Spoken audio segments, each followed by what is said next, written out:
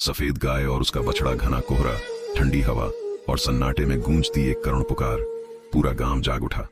यह एक नन्हे बछड़े की रुलाई थी जो अपनी मां को पुकार रहा था। उसकी मासूम आंखों में डर था, उसके दिल में बेचैनी, क्योंकि उसकी मां कहीं चली गई थी। गांव में गोरी नाम की एक सुंदर सफेद गाय रहती थी। उसकी पहचान सिर्फ उसकी सफेदी से नहीं थी, बल्कि उसकी कोमलता और ममता से थी। उसका एक नन्हा बछड़ा था जो उसके बिना एक पल भी नहीं रह सकता था। वह उसके साथ खेलता, उसके पीछे पीछे भागता और जब थक जाता तो उसकी गोद में सिर रखकर सो जाता। लेकिन किस्मत को कुछ और ही मंजूर था। गांव के किसानों को आर्थिक तंगी का सामना करना पड़ रहा था। गोरी के मालिक ने मजबूरी में फैसला किया कि वह उसे कसाई को बेच देगा। जब एक आदमी उसे लेने आया और गोरी की गर्दन में रस्सी डालने लगा तो बछड़ा घबरा गया। माँ, मत जाओ। वह कभी उसकी टांगों से लिपटता, कभी जोर जोर से रंभाने लगता। उसकी छोटी छोटी आंखों में आंसू थे और दिल में डर कि अब वह अपनी माँ को कभी नहीं देख पाएगा। गोरी की भी आंखें छलक आईं, लेकिन वह बेबस थी।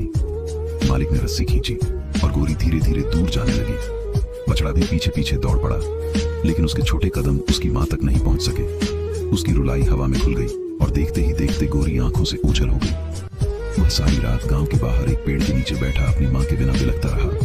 उसकी करुण पुकार ने पूरे गांव का दिल पिघला दिया। सुबह होते ही गोरी का मालिक खुद को रोक नहीं पाया। उसने कसाई को पैसे लौटाए और गोरी को वापस घर ले आया। जैसे ही गोरी वापस आई, बछड़ा खुशी से उछल पड़ा और अपनी मां से लिपट गया।